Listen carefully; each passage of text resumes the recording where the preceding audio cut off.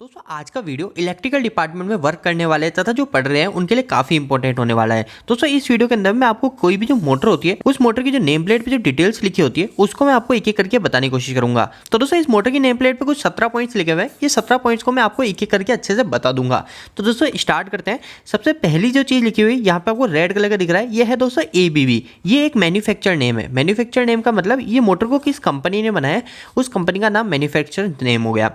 इसके अलावा दोस्तों यहाँ पे एक और लिख रहा है, ये है नंबर और इसके आगे लिखा हुआ है K6428, यानी ये जो नंबर लिखा हुआ है इस नंबर को बोलते हैं दोस्तों सीरियल नंबर। ठीक है, सीरियल नंबर। अब दोस्तों सीरियल नंबर कहाँ पे उपयोग होता है ये भी काफ़ी इंपॉर्टेंट है। दोस्तों देखो कभी हमारी मोटर खराब हो गई या फिर हमारी मोटर की बॉडी डैमेज हो गई तो हम क्या करेंगे, तब दोस्तों हम ABB कंपनी को मेल करेंगे और उसको बताएंगे कि हमारे जो मोटर है इस मोटर का जो मॉडल नंबर है, सीरियल नंबर जो है वो यही है और इस नंबर को पता करके वो जो कंपनी है वो कंपनी आपकी मोटर की डिटेल्स बताएगी और इस मोटर के जो भी इक्विपमेंट है वो इक्विपमेंट इस मॉडल नंबर से ही आपको मिलेंगे। अब क्योंकि दोस्तों क्या होता है ना, अब जैसे ये मोटर जो है 7.5 किलोवाट 10 HP की, तो दोस्तों आप उस कंपनी को जो ABB कंपनी इस कंपनी को ऐसे थोड़ी बोल सकते हो कि 7.5 किलोवाट 10 HP की मोटर की हमको डिटेल्स चाहिए, हमको उसकी फ्रेम चाहिए। नहीं दोस्तों, क्योंकि 7.5-10 किलोवाट की मोटर भी कई टाइप्स की आती है, कई डिजाइन में आती है, तो इसलिए ये जो सीरियल नंबर होता है ये काफी आवश्यक होता है। इसके बाद में दोस्तों आगे बात करते हैं, ये है 3 phase square cage induction motor.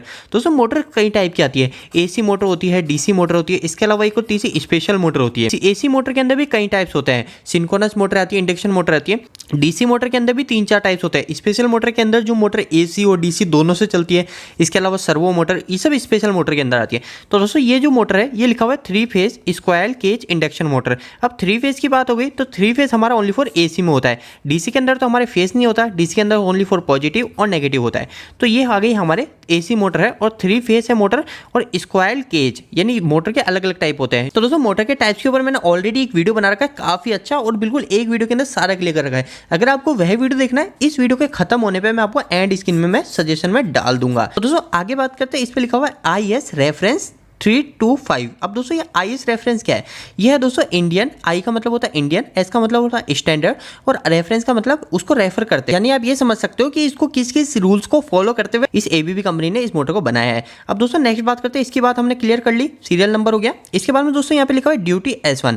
अब दोस्तों इसके ऊपर भी मैंने ऑलरेडी एक अच्छा खासा वीडियो बना रखा है कि हमारी मोटर की ड्यूटीज क्या होती है। जैसे मोटर के ऊपर किसी मोटर पे S1 लिखा हुआ है, किसी पे 2 लिखा हुआ है, ऐसे S3 S4 ऐसे दोस्तों जो हमारी मोटर्स आती है वो हमारे जो मोटर S1 से लेके S10 तक आती है। ठीक है, तो दोस्तों मैंने एक वीडियो बना रखा है उसके अंदर आपको कंप्लीट डिटेल बता रखी है। फिर भी इस वीडियो के अंदर अगर मैं आपको S1 का बताऊं तो S1 की जो मोटर होती है ये दोस्तों कंटिन्यूसली रनिंग मोटर होती है। कंटिन्यूसली रनिंग मोटर का मतलब ये होता है जैसे एक बार मैंने इस मोटर को स्टार्ट कर दिया, मैंने बटन दबाया और मेरी मोटर स्टार्ट हो गई। अब दोस्तों ये जो मोटर है ये मेरी मोटर कंटिन्यू चलती रहेगी, यानी आप समझ लीजिए पूरे दिन चल रही तो 12 घंटे चल गई।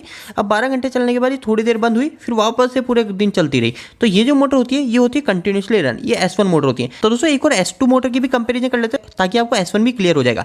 तो दोस्तों देखो S2 मोटर जो होती है ना, वो मोटर जो होती है वो दोस्तों मोटर हम कंटिन्यू नहीं चला सकते, यानी ज्यादा समय तक मैं उसको ज्यादा देर तक नहीं चला सकता। ज्यादा देर तक इसलिए नहीं चला सकता क्योंकि वो जो मोटर डिजाइन हुई है वो उसी के आधार पर हुई है। अब जैसे S2 मोटर की आप बात करो तो S2 मोटर हमारे घर की जो पानी की मोटर है, आप वो समझ सकते हो कि अब मैं क्या करता हूँ दोस्तों, हमारे घर की पानी की मोटर चलाता हूँ, ऊपर टंकी भर जाती है, फिर वो मेरी मोटर 1 दिन तक 2 दिन तक चलती नहीं है, तो वो आप S2 मोटर बोल सकते हो। वहां पे आप S2 मोटर को लगा सकते हो क्योंकि वो जो मोटर है वो मोटर को हम कंटिन्यू नहीं चलाएंगे, उस मोटर को थोड़ी देर चलाएंगे फिर बहुत देर तक वो बंद रहेगी, एक थोड़े टाइम चलेगी फिर लॉन्ग पीरियड तक बंद रहेगी। तो वो मोटर जो होती है S2 मोटर होती है। अब जो S2 मोटर है इस S2 मोटर को अगर मैं पूरे दिन चलाऊंगा ना दोस्तों तो ये मेरी मोटर खराब हो जाएगी, जल जाएगी। तो ये मोटर की ड्यूटी होती है। इसके ऊपर मैंने ऑलरेडी वीडियो बना रखा है, अगर आपको वह देखना है तो इस वीडियो के सजेशन में डाल दूंगा।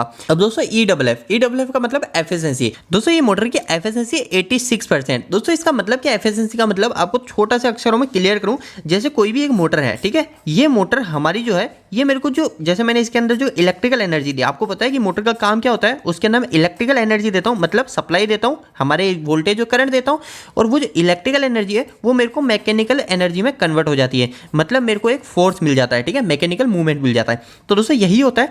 पर दोस्तों ये हमारी मोटर है, ये मोटर मेरी 86% ही एफिशिएंसी की है। मतलब ये मोटर है, इस मोटर के अंदर कुछ ना कुछ बीच में ड्रॉप बैक है, यानी जैसे जितनी मैं इसको एनर्जी दे रहा हूँ ना इतना ही ये मेरे को आउटपुट में मैकेनिकल एनर्जी नहीं निकालेगी, ये ओनली 86% ही निकालेगी।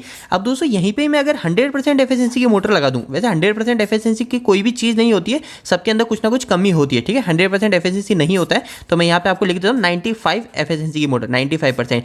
ये जो 90% के ऊपर जो मोटर आती है ना दोस्तों, वो हाई एफिशिएंसी मोटर कहलाती है। अभी बात कर लेते हैं 95, तो इसका मतलब ये है कि मेरी जो इलेक्ट्रिकल एनर्जी इनपुट में जा रही है, वो जो आउटपुट में मैकेनिकल एनर्जी मिल रही है, यानी 95% को वो बिल्कुल बराबर कंजप्शन कर रही है हमारी मोटर है। वेस्ट बहुत कम जा रहा है, वेस्ट ओनली फॉर 5% जा रहा है। तो दोस्तों ये होता है हमारे मोटर के एफिशिएंसी।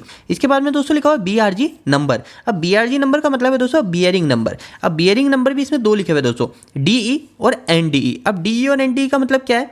DE का मतलब होता है ड्राइव एंड और NDE का मतलब होता है non drive and. Drive and और नॉन ड्राइव एंड क्या होता है ये भी आप समझ लीजिए। जैसे ये मेरी मोटर है, ठीक है, ये मेरी मोटर है। अब इस मोटर में क्या होता है, एक साइड तो लग जाता है फैन, जैसे मैं मान लेता हूँ यहाँ पे तो लग गया मेरी मोटर का फैन, ठीक है, इस साइड लग गया। और एक साइड जो होता है दोस्तों यहाँ पे लग जाता है मेरी मोटर के साथ मशीन कनेक्ट हो जाती है, ठीक है। ये मेरी मोटर के साथ में मशीन कनेक्ट हो गई, ठीक है। ये मेरी मशीन के साथ मशीन मतलब इसको बोलते हैं लोड, ठीक है। और ये है मेरी मोटर। अब दोस्तों देखो ये जो है एंड, ये जो मोटर का रोटर है, इस रोटर का जो एंड है ये होएगा हमारा non drive and, non drive and. और ये जो एंड है, ये रोटर का जो एंड है, ये कहलाएगा हमारा ड्राइव एंड। अब इस दोनों में फ़र्क क्या है? तो नॉन ड्राइव एंड का मतलब ये होता है इस जगह मैं लोड कनेक्ट नहीं कराऊंगा, इस साइड मेरा क्या फैन लगा रहेगा। ये फैन किस लिए लगाते हैं? हमारी मोटर को कूलिंग करने के लिए। इसके ऊपर जो हमारी फ्रेम के ऊपर जो स्लॉट कटे हुए रहते हैं उसमें कूलिंग, उसमें हवा देना, तो इस फैन का काम ये होता है। तो ये जो नॉन ड्राइव एंड होती है, इसके ऊपर जो बेरिंग का साइज लगेगा, वो बेरिंग का साइज लगेगा ये 6208 और इधर सिंगल जेड लिखा हुआ है, ठीक है। यहाँ पे सिंगल जेड लिखा हुआ है, तो सिंगल जेड की बेरिंग, यानी बेरिंग पे आपने देखा है डबल जेड का मतलब ये होता है दोस्तों, उस बेरिंग पे क्या दोनों साइड वो पैकिंग होती है, यानी आपने अंदर बॉल देखे उस बेरिंग में, जैसे यहाँ पे बॉल होते हैं ना बेरिंग में, तो इस साइड भी स्टील लग रहे है, उस साइड भी पैकिंग है एल्यूमिनियम से, और दूसरी साइड यानी उसको पलटी करो और दूसरी साइड भी उसमें एल्यूमिनियम की जेड है, ठीक है, उसको बोलते हैं दोस्तों जेड। तो डबल जेड यहाँ पे दिख रहा है आपको ड्राइव एंड, DE का मतलब ड्राइव एंड। तो ये है हमारा ड्राइव एंड, जिस साइड हमारा मोटर ड्राइव पे है, लोड पे है, ठीक है। और ये है नॉन मतलब अपोजिट साइड। तो ड्राइव एंड पे जो हमारी बेरिंग लग रही है वो डबल जेड वाली लग रही है 6208 की। डबल जेड का मतलब दोनों साइड उसमें एल्यूमिनियम की प्लेट है। तो दोस्तों इसके बाद में लिखा हुआ है किलोवाट एंड HP। तो किलोवाट है हमारी मोटर का 7.5 और HP है हमारी मोटर की 10 HP। किलोवाट HP क्या है? ये हमारी मोटर की पावर है, क्या कि हमारी मोटर कितनी ताकतवर है, वो चीज़ है हमारी ये किलोवाट HP। इसके बाद में दोस्तों लिखा हुआ है यहाँ पे फ्रीक्वेंसी। तो फ्रीक्वेंसी है 50, ठीक है, 50 हर्ट्ज, यानी हमारी जो मोटर है वो मोटर हमारी 50 हर्ट्ज फ्रीक्वेंसी पे चलेगी। आपको पता है हमारी इंडिया की फ्रीक्वेंसी 50 हर्ट्ज है। अगर मैं इस मोटर को 60 हर्ट्ज पे चलाऊंगा तो मेरी ये मोटर खराब हो जाएगी। दोस्तों 2 मिनट आपको इस वीडियो के अंदर कुछ इंपॉर्टेंट चीज बताऊं कि हमने एक वेबसाइट स्टार्ट करी है जिसका नाम है www.engineeringdost.com। हमारे इस चैनल का जिस पे आप वीडियो देख रहे हैं इसका नाम है इलेक्ट्रिकल दोस्त और हमारी इस वेबसाइट का नाम है इंजीनियरिंग दोस्त। दोस्तों इस वेबसाइट पे मैं हिंदी में मैकेनिकल इलेक्ट्रिकल से जुड़े काफी अच्छे आर्टिकल लिखता हूँ। ये जो हमारा जो टॉपिक है जो है how to read motor name plate detail, ये भी मैंने वहाँ पे अच्छे से पब्लिक कर रखा है। अगर दोस्तों आप हिंदी में अच्छे अच्छे आर्टिकल पढ़ के आपका इलेक्ट्रिकल का और मैकेनिकल का नॉलेज बढ़ाना चाहते हैं तो आप हमारी वेबसाइट से जरूर जुड़िए। इसका लिंक आपको नीचे इस वीडियो के डिस्क्रिप्शन में मिल जाएगा। अब दोस्तों आगे बात कर लेते हैं वोल्टेज लिखा हुआ है। इस वोल्टेज का मतलब क्या होता है? अब दोस्तों इस वोल्टेज में एक चीज ध्यान रखिएगा, इसमें 2 चीज लिखी हुई है। एक तो लिखा हुआ है 353 460, 353 से 460 और इसके आगे लिखा हुआ है 415D। अब दोस्तों इसका मतलब क्या है? ठीक है, यहाँ पे ऐसा स्लैश भी लगा हो सकता है, आप देख सकते हैं, ठीक है। तो अब 353 से 460 ये तो आपको क्लियर हो रहा है कि मेरी जो मोटर है इस मोटर को चलाने के लिए मैं 353 वोल्टेज से 460 के बीच में ही दूंगा, ठीक है। अगर मैं 220 दूंगा तो ये मेरी मोटर सही से रन नहीं होगी, इसमें प्रॉब्लम आ सकती है। 460 के ऊपर नहीं दूंगा, ये भी क्लियर होगा। पर ये 415D क्या है? तो दोस्तों ये 415D का मतलब ये होता है, इसमें D क्लियर करो। D का मतलब क्या होता है दोस्तों? मेरी मोटर को मैं 2 तरीके से चलाता हूँ, आपको पता है। एक मोटर को स्टार में चलाता हूँ और एक मोटर को मैं डेल्टा में चलाता हूँ। स्टार में क्या होता है? स्टार में मैं इधर की तीनों पॉइंट को शॉर्ट कर देता हूँ और इधर R Y B दे देता हूँ। ये हो गई मेरी मोटर स्टार में। अब दोस्तों एक और चीज़ होती है डेल्टा, ये मैं बता देता हूँ डेल्टा। तो इस डेल्टा के अंदर मैं कैसे फेज देता हूँ? इधर से इन तीनों को शॉर्ट कर देता हूँ, इधर R देता हूँ, इधर Y देता हूँ और इधर B देता हूँ। ये हो गया मेरे डेल्टा। अब दोस्तों इसमें जो लिखा हुआ है 415D, तो दोस्तों 415D का मतलब ये, यानी मैं जो एक वाइंडिंग है, एक वाइंडिंग के अंदर 415 वोल्टेज दे रहा हूँ तो सिर्फ वो मैं डेल्टा में दूंगा, मैं स्टार में नहीं दे सकता। मतलब दोस्तों इसका कहने का मतलब अगर आपको और अच्छे से समझाऊँ तो जैसे मेरा R Y B 3 फेज आ रहा है तो एक फेज मेरा 415 वोल्टेज का नहीं होना चाहिए। जैसे आपको पता है कि एक फेज मेरे कितने वोल्टेज का होता है? एक फेज मेरा 240 वोल्टेज 220 वोल्टेज का होता है ना, तो पर वो मेरा 415 वोल्टेज का नहीं होना चाहिए। जैसे मैंने स्टार में कनेक्ट करा तो स्टार में मैंने R दे दिया, Y दे दिया, B दे दिया और 415 एक फेज पे है, तो दोस्तों वो नहीं होना चाहिए। इसमें डी का मतलब यही क्लियरिफाई होता है कि 415D मतलब ये डेल्टा के लिए। अब दोस्तों ये आपका क्लियर हो गया। अब इसके बाद में लिखा हुआ है पावर फैक्टर, पीएफ का मतलब पावर फैक्टर, और मेरी मोटर का जो पावर फैक्टर है वो है 0.89। दोस्तों जो भी हमारा इंडक्टिव लोड होता है उस इंडक्टिव लोड का कुछ ना कुछ पावर फैक्टर डाउन हो जाता है। तो ये जो हमारी मोटर है, इस मोटर का जो पावर फैक्टर है वो है 0.89।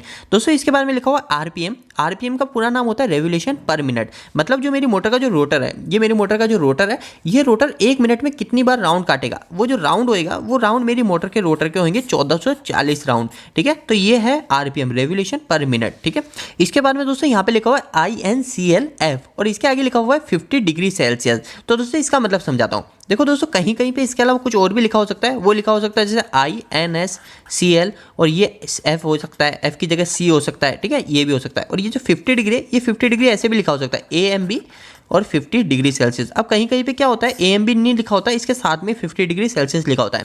दोस्तों ये INSCL का ऊपर मैंने पहले ही अच्छे से वीडियो बना रखा है। इसके अंदर फिर भी मैं आपको बताऊं तो इसके अंदर जैसे मैंने आपको दिखाया कि F लिखा हुआ है, यानी मोटर के सामने F लिखा हुआ है। तो इस F का मतलब ये है कि जो हमारी जो मोटर है, ये मेरी मोटर है, इस मोटर के अंदर आपने देखा है स्टेटर पे वाइंडिंग हो रही होती है। ठीक है, अंदर एक वाइंडिंग है, वो मेरी जो वाइंडिंग है उस वाइंडिंग के ऊपर आपको पता है इंसुलेशन होता है। क्योंकि दोस्तों जैसे मेरा ये वायर है, इस वायर पे इंसुलेशन होता है और वो इंसुलेशन का वायर ही हमारे इस वाइंडिंग में उपयोग में लिया जाता है।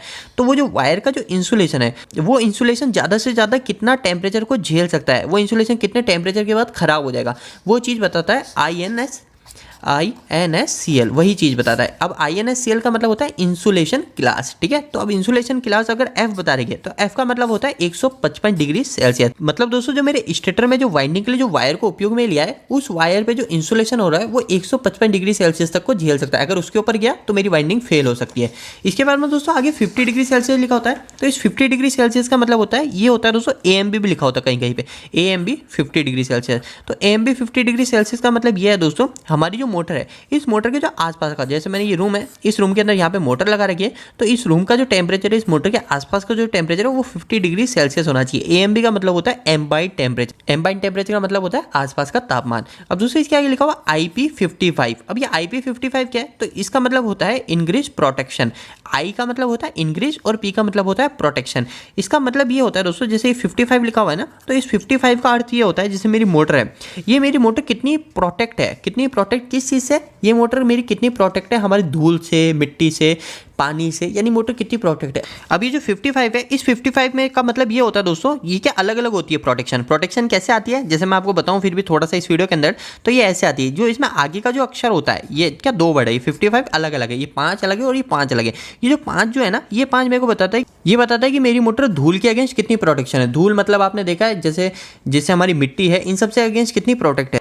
इस 5 का मतलब ये होता है कि मेरी मोटर है, इस मोटर के अंदर 1 mm से बड़ी धूल, यानी 1 mm से बड़ा जो कोई कण है, वो कण इस मोटर के अंदर आसानी से नहीं जा सकता है। और आगे का जो 5 होता है, ये होता है दोस्तों हमारी मोटर पानी के अगेंस्ट कितना प्रोटेक्शन है। इस 5 का मतलब ये है कि हमारी मोटर पर जो पानी की हल्की हल्की बौछार लगती है, कभी कभी हमारी बौछार हमने लगा दी गलती से, जो पाइप के जरिए पानी की बौछार हुई, उससे हमारी मोटर को प्रोटेक्शन मिल जाएगी। अगर यहाँ पे दोस्तों 00 लिखा है ना, तो 00 का मतलब ये है कि इसमें कोई भी प्रोटेक्शन नहीं है, और दोनों पे 11 लिखा हुआ है, IP11 लिखा हुआ है, तो इसका मतलब ये होता है दोस्तों, अगर इस पर हल्का सा भी पानी लग गया, इस 1 का मतलब अगर हल्का सा ही पानी लग गया तो हमारी मोटर खराब हो जाएगी।